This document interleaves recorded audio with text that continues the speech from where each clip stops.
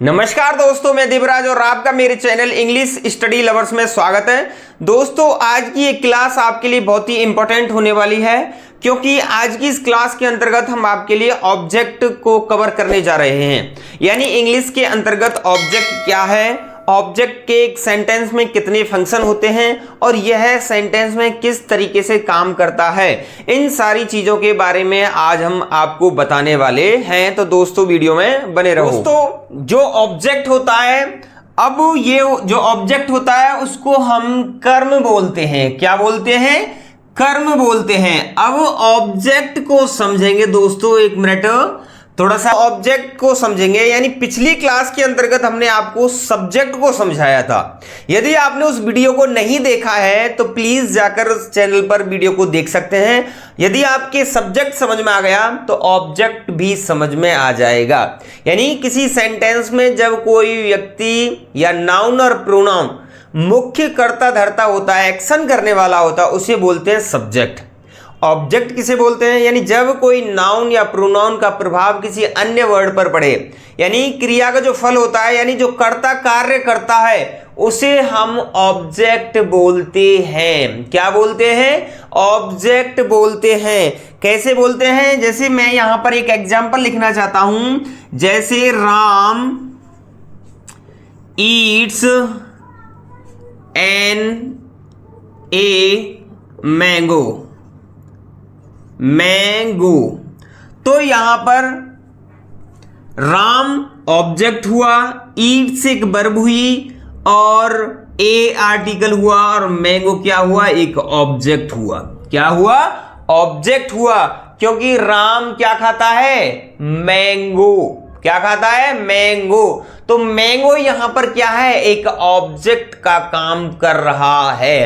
अब यहां पर ये सब्जेक्ट हो गया, ये वर्ब हो गई, ये आर्टिकल या डिटरमिनर बोल दो, और यहां पर ये हो गया ऑब्जेक्ट। क्या हो गया? ऑब्जेक्ट।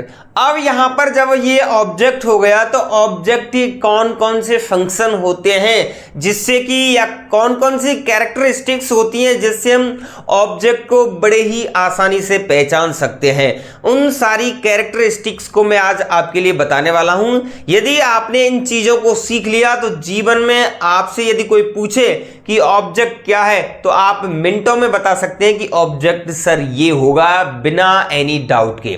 तो यहां पर पहला जो पॉइंट है उसको बड़ी गहराई से समझेंगे कि ऑब्जेक्ट जो होता है, यानी ऑब्जेक्ट का वाक्य में एक स्वतंत्र अस्तित्व होता है। क्या होता है? स्वतंत्र अस्तित्व होता है, इंडिपेंडेंट एग्जिस्टेंस होता है। इसका मतलब क्या होता है दोस्तों?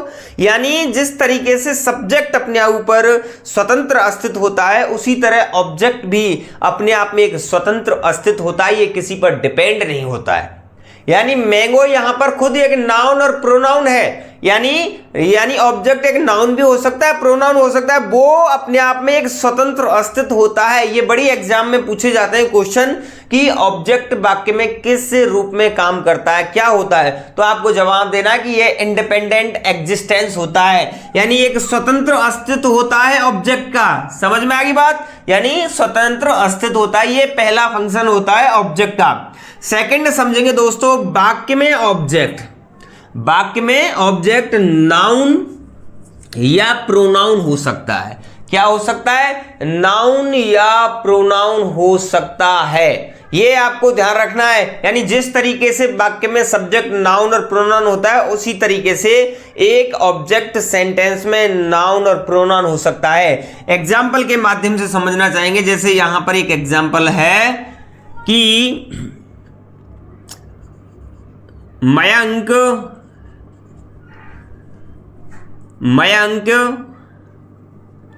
Love you.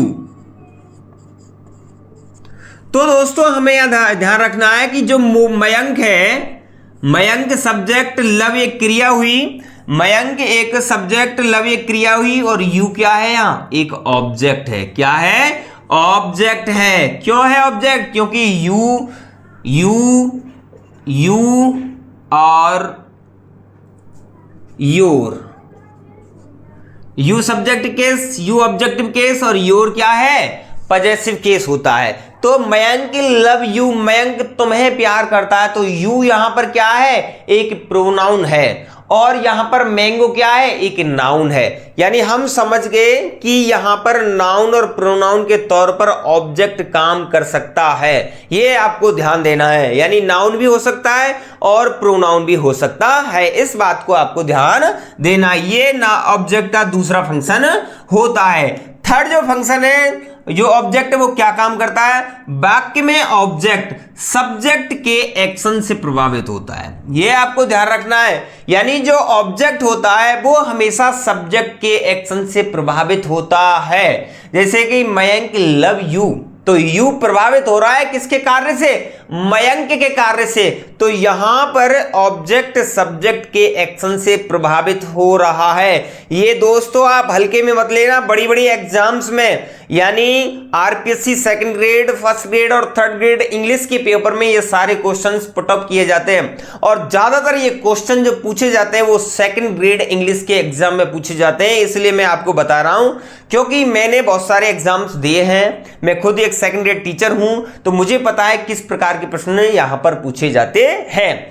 तो यहां पर वाक्य में जो ऑब्जेक्ट है वो सब्जेक्ट के एक्शन से प्रभावित होता है, ये आपको ध्यान रखना है। ये ऑब्जेक्ट एक फंक्शन होता है। नंबर फोर्थ, ऑब्जेक्ट से पैसिव बनाया जा सकता है, ये इंपॉर्टेंट है।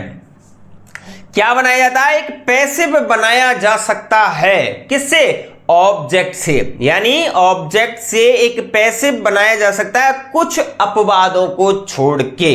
यानी कुछ ऐसे मतलब अपवाद हैं जिनसे पैसिव नहीं बनाया जा सकता है, बल्कि सामान्यतः जितने भी ऑब्जेक्ट होते हैं उनसे पैसिव बनाया जा सकता है। उन अपवादों को हम पैसिव वॉइस वाले सेंटेंस यानी जो टॉपिक स्टार्ट करेंगे उसमें आपको डीपली बताएंगे। फिलहाल आप ये समझो कि जो ऑब्जेक्ट होता है उससे पैसिव बनाया जा सकता है। जैसे हमने यहां पर एक एग्जांपल लिया, राम ईट्स ए मैंगो, तो यहां पर इसका पैसिव बनेगा a mango, a mango is eaten, a mango is eaten by Ram, ये इसका पैसिव बन गया। तो यहां पर ए मैंगो क्या हुआ, एक सब्जेक्ट बन गया, किसका, ऑब्जेक्ट का। यानी एक्टिव का ऑब्जेक्ट को उठा के हमने पैसिव का क्या बना दिया, सब्जेक्ट बना दिया। और डू डज या एस या ईएस को हमने इज में बदल दिया, एमबी की थर्ड फॉर्म लगा दी, बाई लगा दी और बाकी के राम लगा दिया। यानी राम के सब्जेक्ट को ऑब्जेक्ट बना दिया, किसका, पैसिव का। तो ये ध्यान रखना है, एक्टिव किसी भी सेंटेंस के ऑब्जेक्ट का पैसिव बनाया जा सकता है कुछ अपवादों को छोड़ के, वो होता है ऑब्जेक्ट। नेक्स्ट देखते हैं दोस्तों, फिफ्थ पॉइंट क्या कहना चाहता है ये, अगर वाक्य में, वेरी इंपॉर्टेंट है ये पॉइंट, अगर वाक्य में एक ही ऑब्जेक्ट है, मैंने ये केस जो कराए थे, objective case, nominative case, generative case और जो वोकेटिव केस था उसके अंतर्गत बहुत ही अच्छी तरीके से बताया है। यदि वीडियो आपने नहीं देखी है तो प्लीज जाकर देख लें, बहुत ही इंपॉर्टेंट वीडियो है। तो अगर वाक्य में एक ही ऑब्जेक्ट है तो वह डायरेक्ट ऑब्जेक्ट होगा, ये आपको ध्यान रखना है दोस्तों। यदि किसी सेंटेंस में एक ही ऑब्जेक्ट दे रखा है तो वो डायरेक्ट ऑब्जेक्ट ही होगा। अब मैं नीचे बताऊंगा एग्जाम्पल के माध्यम से, जैसे Meena love him, Meena love him, तो यहां पर जो हिम है वो एक डायरेक्ट ऑब्जेक्ट कहलाएगा। यानी ऑब्जेक्ट के दो प्रकार होते हैं, डायरेक्ट ऑब्जेक्ट और एक इनडायरेक्ट ऑब्जेक्ट, यानी डायरेक्ट ऑब्जेक्ट और इनडायरेक्ट ऑब्जेक्ट। यानी एक ऑब्जेक्ट है तो वो डायरेक्ट ऑब्जेक्ट ही कहलाएगा। यदि किसी सेंटेंस में दो ऑब्जेक्ट हैं तो पहले वाले को डायरेक्ट और दूसरे वाले को इनडायरेक्ट, ऐसी थोड़ी है। वो कैसे कहेंगे, यदि कोई ह्यूमन बीइंग है तो उसे हम इनडायरेक्ट ऑब्जेक्ट बोलते हैं। यदि कोई ऑब्जेक्ट ह्यूमन बीइंग है तो उसे हम इनडायरेक्ट ऑब्जेक्ट बोलते हैं। यदि कोई इनएनिमेट थिंग्स है, यानी कोई ह्यूमन बीइंग्स नहीं है, तो उसे हम डायरेक्ट ऑब्जेक्ट बोलते हैं। और यदि सेंटेंस में एक ही ऑब्जेक्ट है, चाहे वो ह्यूमन बीइंग है, चाहे वो कोई निर्जीव है, ह्यूमन बीइंग के अलावा ऑब्जेक्ट है, तो उसे हम डायरेक्ट ऑब्जेक्ट ही बोलेंगे। अब मैं आपको बताऊंगा कि जो डायरेक्ट, जो दो ऑब्जेक्ट होते हैं वो कैसे होते हैं। जैसे कि सी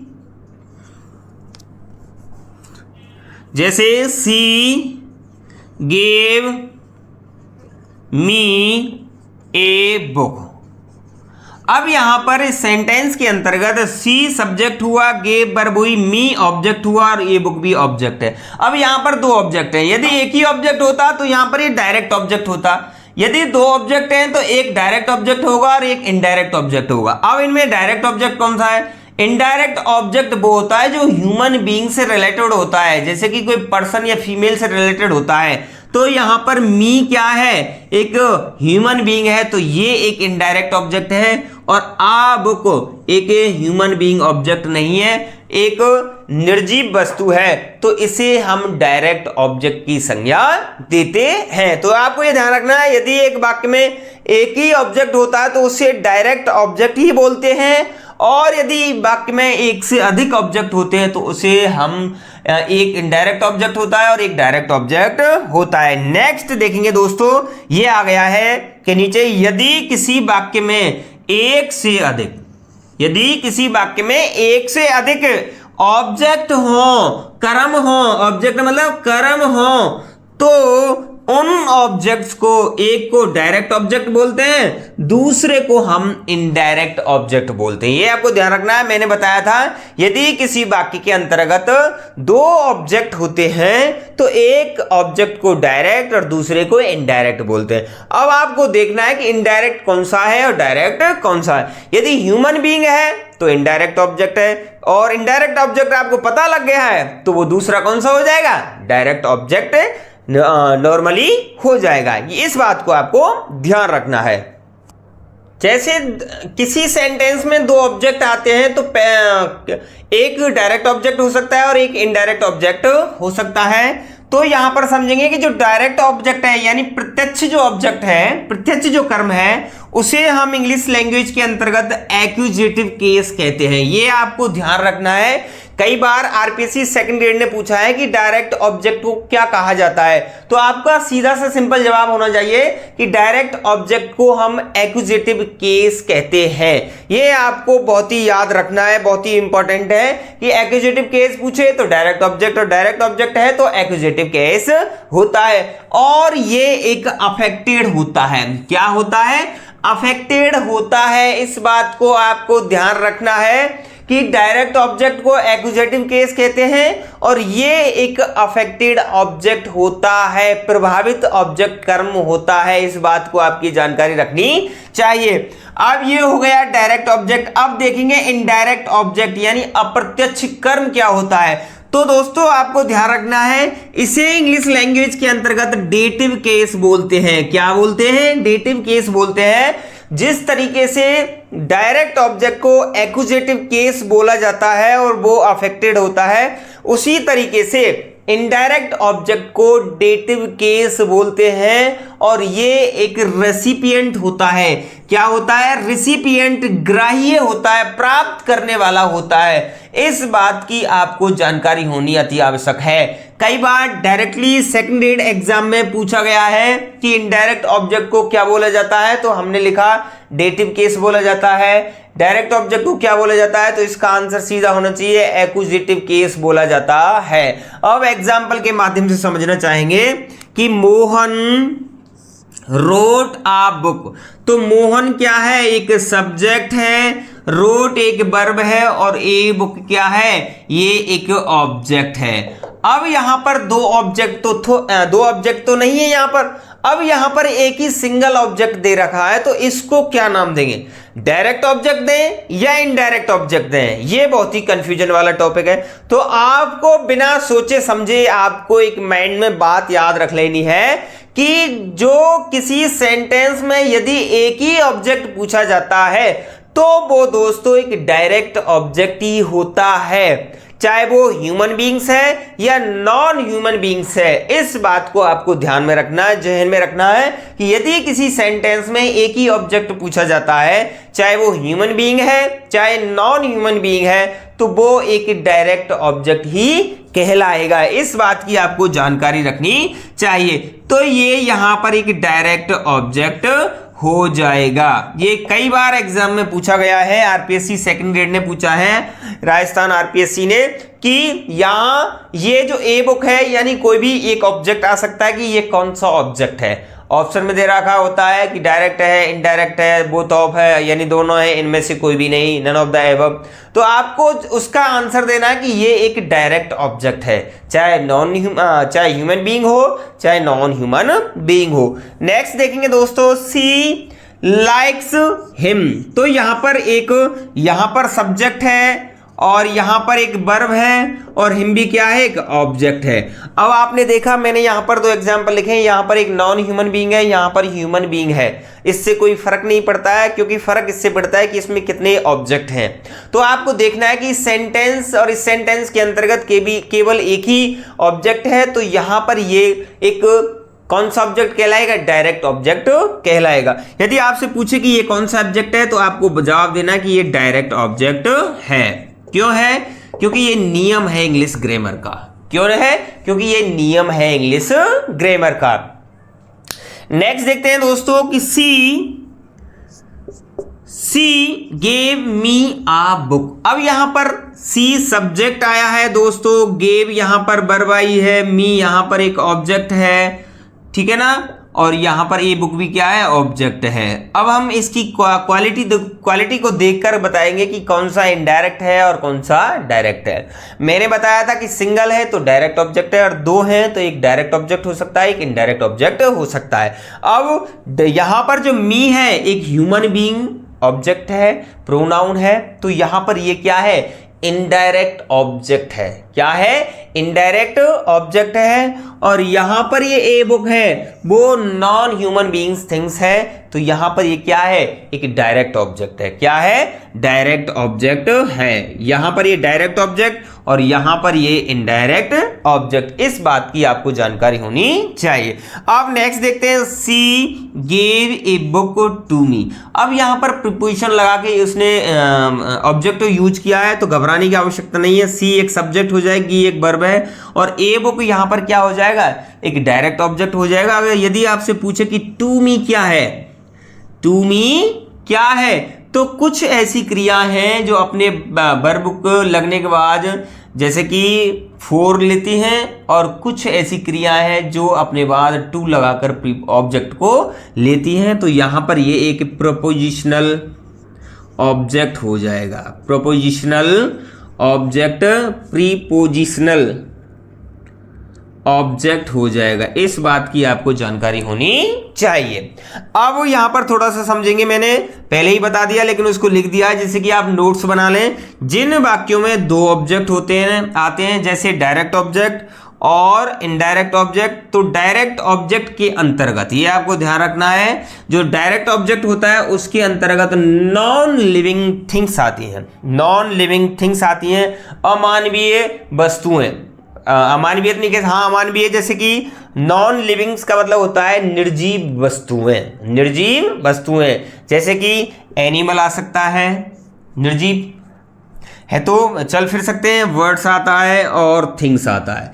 नॉन लिविंग थिंग्स आती हैं, तो इनको हम डायरेक्ट ऑब्जेक्ट के अंतर्गत लिखते हैं। यदि जबकि इनडायरेक्ट ऑब्जेक्ट जो होता है उसके अंतर्गत हम ह्यूमन बीइंग्स को लिखते हैं, ह्यूमन बीइंग्स को रखा जाता है। अब ह्यूमन बीइंग्स नाउन और प्रोनाउन कौन से हो सकते हैं, जैसे कि मी आ गया तो ह्यूमन बीइंग है, बॉय आ गया तो ह्यूमन बीइंग है, गर्ल आ गई तो ह्यूमन बीइंग है, और यहाँ पर हर आ गया तो ह्यूमन बीइंग है। इस बात को आपको याद रखना है कि जिन सेंटेंसेस में नॉन लिविंग थिंग्स आती हैं तो उनको हम डायरेक्ट ऑब्जेक्ट बोलते हैं, और जिन सेंटेंसेस में ह्यूमन बीइंग्स थिंग्स आती हैं तो उनको हम इनडायरेक्ट ऑब्जेक्ट की संज्ञा देते हैं।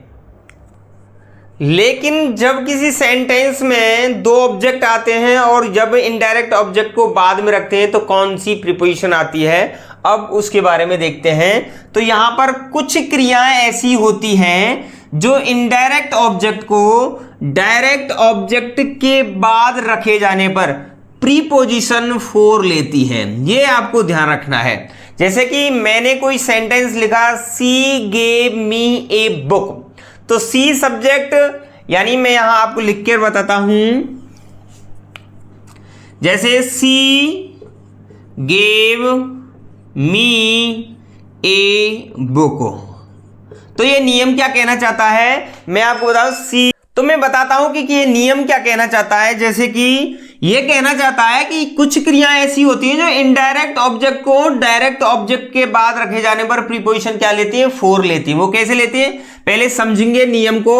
Example, she gave me a book. She subject, gave एक क्रिया हो गई, मी एक इनडायरेक्ट ऑब्जेक्ट हो गया और ए बुक क्या हो गया, एक डायरेक्ट ऑब्जेक्ट हो गया। अब वो कहना चाहता है कि यदि किसी वाक्य में इनडायरेक्ट ऑब्जेक्ट को डायरेक्ट ऑब्जेक्ट के बाद रखते हैं तो प्रीपोजिशन कौन सी आनी चाहिए, वो ये कहना चाहता है। लेकिन कुछ प्रीपोजिशन ऐसी होती हैं जिनके बाद फोर लगता है। पहले इसको समझेंगे।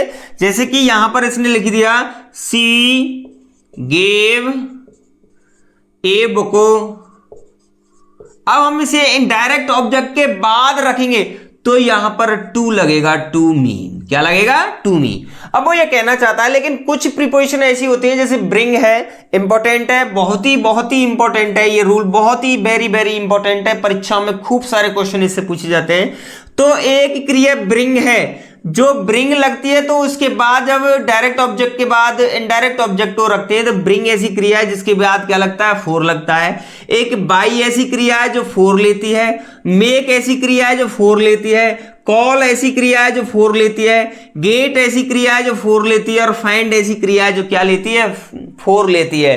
क्यों लेती है, क्योंकि जब किसी डायरेक्ट ऑब्जेक्ट के बाद इनडायरेक्ट ऑब्जेक्ट को रखा जाता है तो उस सेंटेंस में bring, by, make, call, get, find यानी ये क्रियाएं आती हैं तो इनडायरेक्ट ऑब्जेक्ट से पहले फोर प्रीपोजिशन लगता है।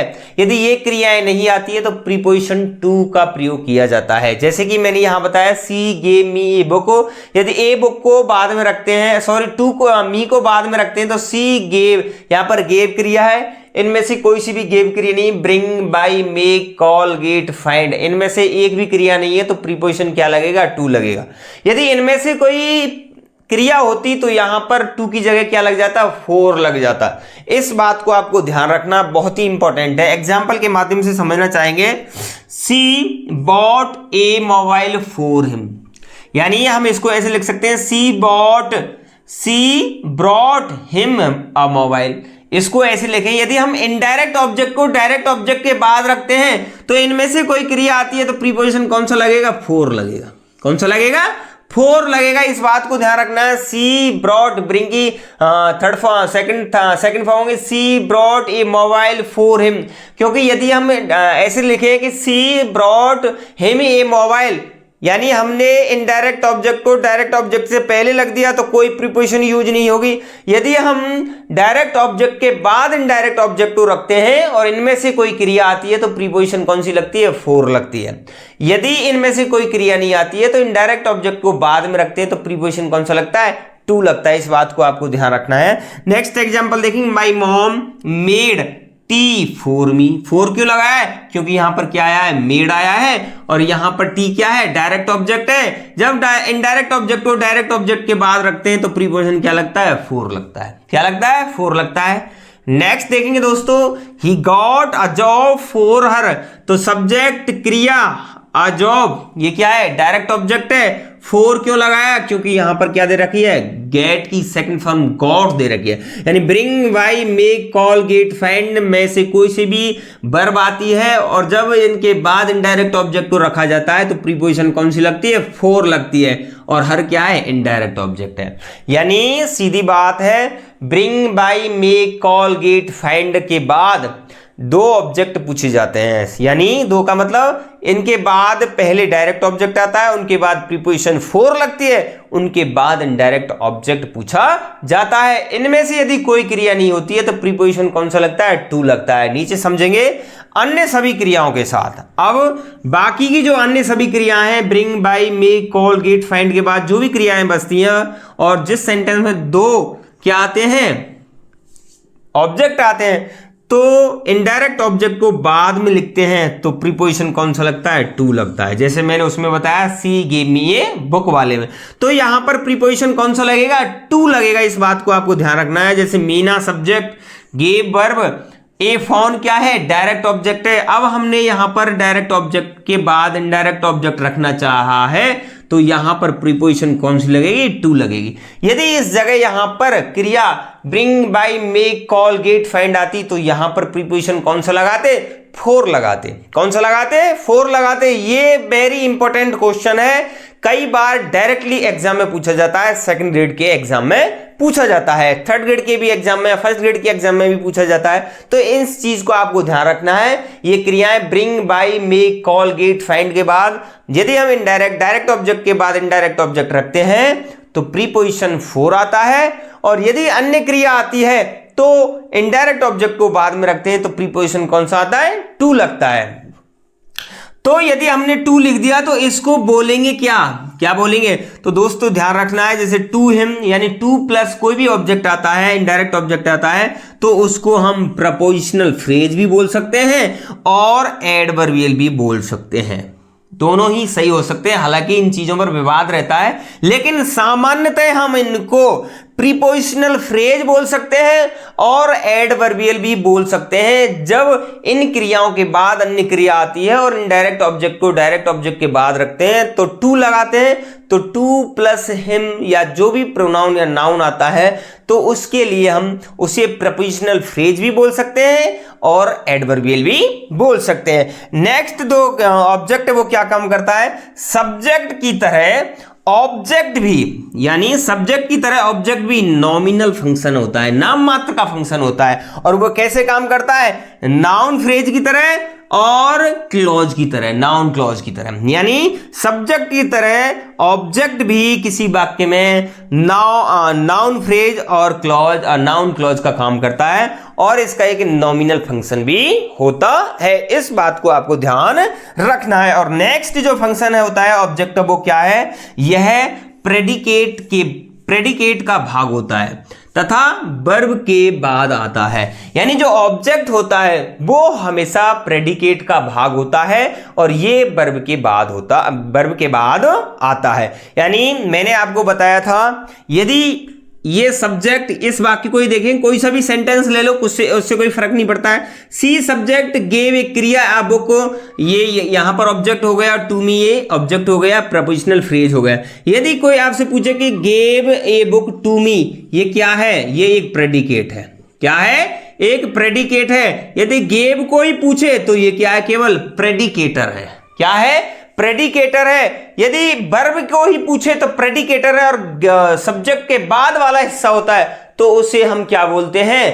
प्रेडिकेट बोलते हैं, विधेय बोलते हैं। क्या बोलते हैं? विधेय बोलते हैं। तो यहां पर उसने कहा है कि जो ऑब्जेक्ट होता है, तो यहां सीधी बात है सब्जेक्ट अलग होगा तो यहां पर प्रेडिकेट का ही भाग होगा ऑब्जेक्ट। किसका भाग होगा? प्रेडिकेट का ही भाग होगा और वर्ब के बाद हमेशा यूज होता है। और नेक्स्ट जो पॉइंट है वो यह है कि पैसिव वॉइस में ऑब्जेक्ट पैसिव का सब्जेक्ट की तरह काम करता है, ये आपको ध्यान रखना है। यानी एक्टिव में तो ऑब्जेक्ट होता है, जब उसको पैसिव बना दिया जाता है दोस्तों तब वह एक पैसिव में एक पैसिव का सब्जेक्ट की तरह काम करता है। तो दोस्तों इस वीडियो के अंतर्गत हमने बताया था कि ऑब्जेक्ट क्या होता है और ऑब्जेक्ट के फंक्शन क्या होते हैं, डायरेक्ट ऑब्जेक्ट क्या होता है, डायरेक्ट ऑब्जेक्ट को क्या बोलते हैं, इनडायरेक्ट ऑब्जेक्ट क्या होता है, इन सारी चीजों के ऊपर हमने आज चर्चा की। तो मैं उम्मीद करूंगा दोस्तों कि ये ऑब्जेक्ट से रिलेटेड जो टॉपिक है, जितना भी ऑब्जेक्ट था, जितनी भी फंक्शंस थे, मैंने उन सारी फंक्शंस के बारे में बता दिया है आपको। यदि वीडियो अच्छी लगी है तो प्लीज हमारी वीडियो को लाइक कर दें और हमें कमेंट में बताएं कि अच्छी लगी है या नहीं लगी है। अपने दोस्तों को इसे शेयर कर दें जिससे कि वो भी लाभ उठा सकें और ज्यादा से ज्यादा इस वीडियो को अपने दोस्तों के लिए शेयर कर दें। यदि आप हमारे चैनल पर पहली बार विजिट कर रहे हैं तो दोस्तों प्लीज हमारे चैनल को सब्सक्राइब करना ना भूलें, साथ ही साथ बेल आइकन दबाना भी ना भूलें, जिससे कि हम भी मोटिवेट हों और हम आपके लिए ज्यादा से ज्यादा अच्छी सामग्री आपके लिए लेकर आए। आज के लिए बस इतना ही, मिलते हैं किसी अन्य वीडियो के साथ, तब तक के लिए धन्यवाद दोस्तों।